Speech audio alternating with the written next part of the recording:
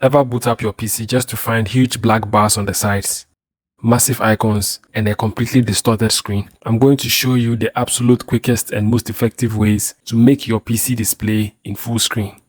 9 times out of 10, a simple software mismatch is what's keeping your screen from filling the entire monitor. Let's fix that right now. Find an empty space anywhere on your desktop. Right-click, and from the menu that pops up, click on Display Settings. This opens up the core Windows layout panel. Scroll a bit until you see Display Resolution and click that drop-down menu. You will see a list of numbers, but you only care about one. Look for the one that has recommended written right next to it. That matches your monitor's exact physical pixel count. Click it, and if Windows asks to keep the changes, select Keep Changes. Now if your screen finally stretches out to full screen, but your icons or text suddenly looks way too small, right above Resolution, look for the scale setting. Click that drop down and set it to 100% or whatever percentage that has the recommended tag next to it. That will balance everything out perfectly.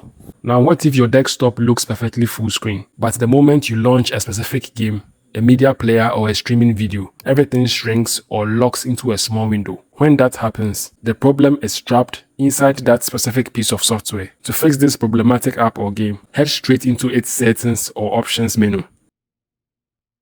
Look for the Video, Display or Graphics tab. Inside that tab, you will find a setting usually called Display Mode, Window Mode or Full Screen Mode. If it is set to Windowed, that is your culprit. Change it to Full Screen or Borderless Full Screen and apply the change.